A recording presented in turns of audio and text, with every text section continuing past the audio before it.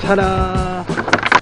I parked my car in a parking lot somewhere, and somebody must have backed in or pulled into the spot too close. And just sort of left a nice long 6 or 7 foot scuff along the passenger side of my CRV. So I gotta hit it with some polish and then just get it out of there. Because I haven't uploaded much on YouTube. I'm trying to do like a once a week video. And that's my ultimate goal, is just to put up a once a week video and then be more consistent so I can get to the point where I can post every single day. I've got a new camera mount in the car. We're going to get to that in a minute. Trying to film everything, just trying to have some fun. Walking out to the car. So we're going to attempt to do this on the car in the rain. Like, your rag needs to be a little bit wet at least. Let me just show you guys the damage. Right? They even damaged my mirror, believe it or not. Check that out. Got a big crack right here. It's kind of nice, but good thing is, you know, this mirror folds out and in. Hondas, man. Yeah, the damage is right here. As you can see, there's a big scuff. Passenger rear continues. It's almost like somebody took a marker and just like, bam. So that's the damage to the passenger side mirror. We're gonna get going here.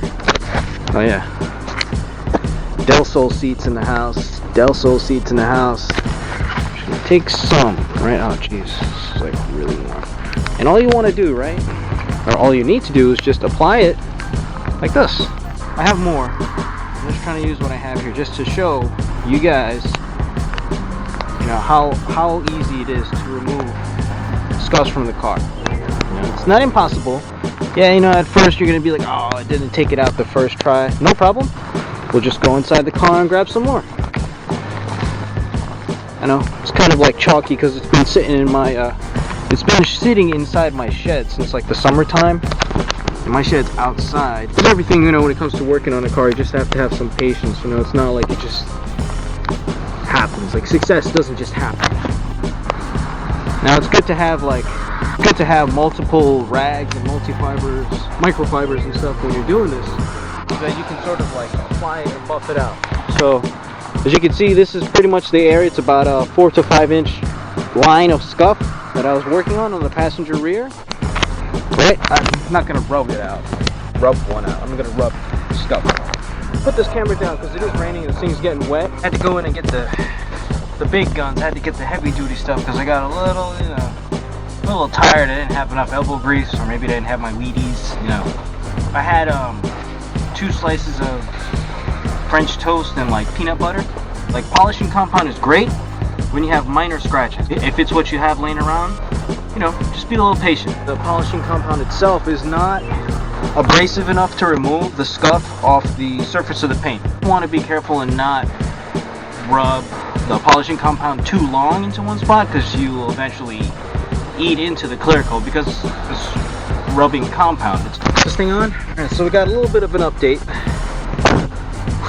It's good to have enough elbow grease when you're doing a job like this because it will wear you out. So I was able to get pretty much the scuff off the passenger rear, which feels pretty good. It's kind of cold, kind of like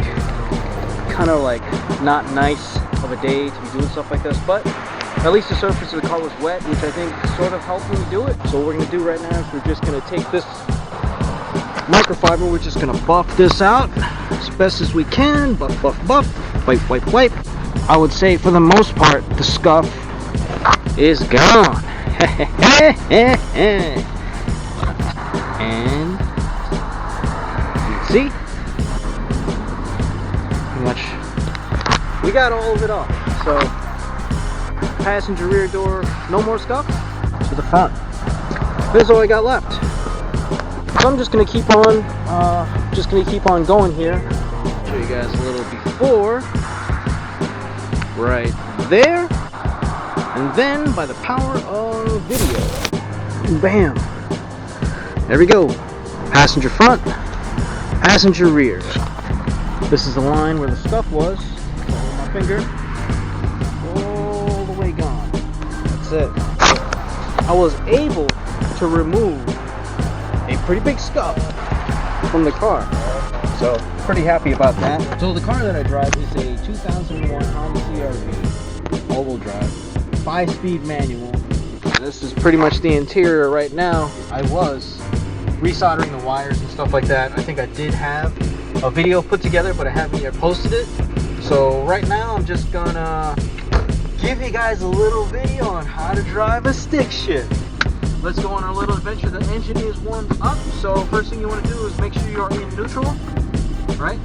Handbrake down. Now, my dad taught me to get a good feeling with the car. Have your foot on the brake, right? Just like this. Right foot on the brake, left foot on the clutch, right? Push the left pedal, clutch pedal all the way in, go to first, alright? Now if this is a flat surface, this is my driveway, you can let go of the brakes, make sure the car doesn't roll back or forward, no one's front or behind you. And what you want to do is you want to just slowly release the clutch pedal, just like that. See that? My foot's completely off and we are rolling out of the driveway. And then to get it back to stop, you just push the clutch all the way in, and put your foot on the brake. That's it. So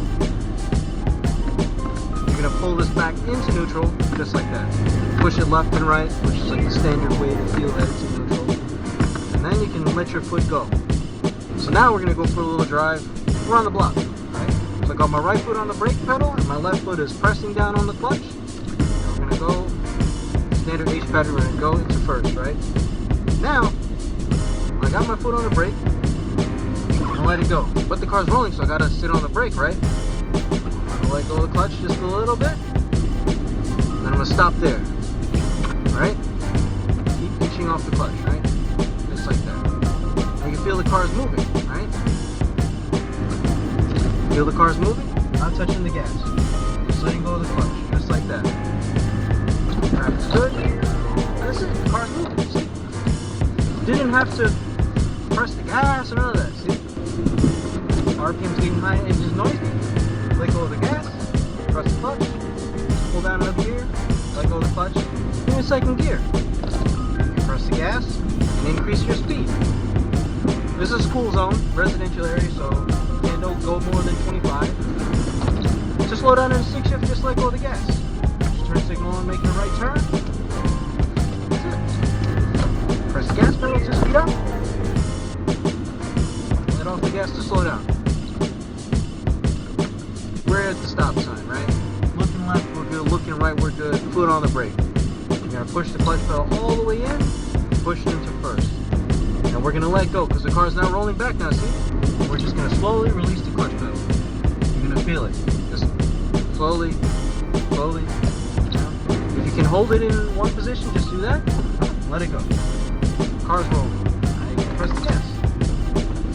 Rev's building up, let go of the gas, press the clutch, go to second. To me, the theory in driving a stick shift that way from your first time is it builds a solid foundation, it builds a good habit. Because many people will say, oh, press the gas, press the gas. You press the gas all you want. If you're in neutral, you're not engaging the engine, you're not engaging the transmission and clutch together so that the car can move forward. So to me, that control that you have over the car is what makes driving stick shift fun. Also, stick shift, hashtag because race car. So I have reached my destination, the laundromat, and it's literally called the laundry. So I'm gonna go ahead and do that. Let me see here. If you made it this far into the video, thank you for watching. Let me know in the comments below on how you drive stick shift, or who taught you, and what your habits are and stuff like that. You know, what you drive. Like I said, my car is a 2001 Honda CR-V LX, Suzuka Japan built, 4-wheel drive. Legit, it says 4-wheel drive in the parts catalog of Honda. Don't forget to like this video, comment below, let me know what you guys are driving, how you guys learn how to drive stick, what cars you drive, as far as the polish compound slash rubbing compound slash scuff removal. Let me know what experiences you guys have had. Thanks for watching. Peace.